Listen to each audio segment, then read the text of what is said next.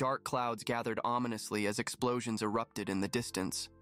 Large rocks crashed against a wooden house. A noble strode forward, his footsteps echoing loudly.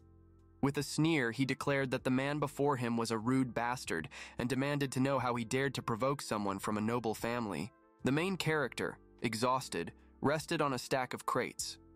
The noble's son raised his sword and swung it down, demanding that he stand up, insisting that their fight was far from over. Knocked down, the protagonist sat with a dark expression, while the noble continued his tirade. He stated that even if he were insulted or had alcohol poured on him, he would endure it, believing that raising a sword against someone weaker would be nothing more than bullying. However, he reminded the protagonist that numerous elders had sacrificed themselves 100 years ago during the Blood Demon Rebellion. They had not fought, so their names could be disgraced. The price for dishonoring them, he said, was something the protagonist would have to pay. The scene shifted to another moment. A girl accidentally spilled a drink on the protagonist and quickly apologized, asking if he was all right. Her boss scolded her, telling her to be more careful, while she questioned why anyone would read a book at an official dinner. The protagonist, looking at the wet pages, asked if there were more tissues. He then excused himself to the restroom, sighing as he lamented how tiresome welcome parties for new employees were. It was difficult to escape from them, he thought.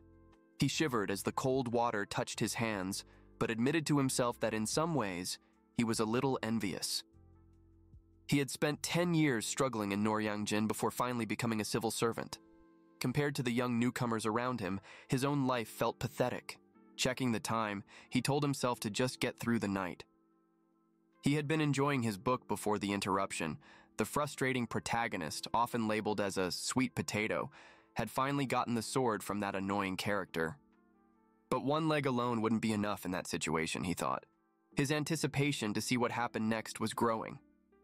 More than anything, he just wanted to leave the event, go home, and relax with a bowl of ramen while continuing his martial arts novel. As he returned, someone called out to him, mentioning that they were heading for a second round and asking if he would join. The scene transitioned once more, this time to him lying at home, engrossed in his book. Excited, he reacted as the protagonist finally managed to escape. However, as he turned the page, confusion set in. The words were missing. Was the printing defective? Frustration welled up in him. Right at the most critical moment, when the fate of the protagonist was about to be revealed, the story was cut off. Annoyed, he threw the book aside, declaring that he was done with it. The abrupt halt in the story left him deeply uncomfortable. From now on, he resolved to skip this author's works entirely. Suddenly, a blinding light flashed before his eyes. His vision blurred. Had sunlight somehow pierced through his house this intensely? Before he could process it, an unfamiliar noise filled his ears. A voice, someone else's voice, echoed within his home, where he lived alone. Panic surged through him. Then, realization struck. His surroundings shifted, and as he stumbled backward, coughing, dust filled the air. His chin throbbed from the fall. Bewildered, he tried to understand what was happening, who had suddenly appeared. Why was there a golden light surrounding him? Something felt this wasn't his house.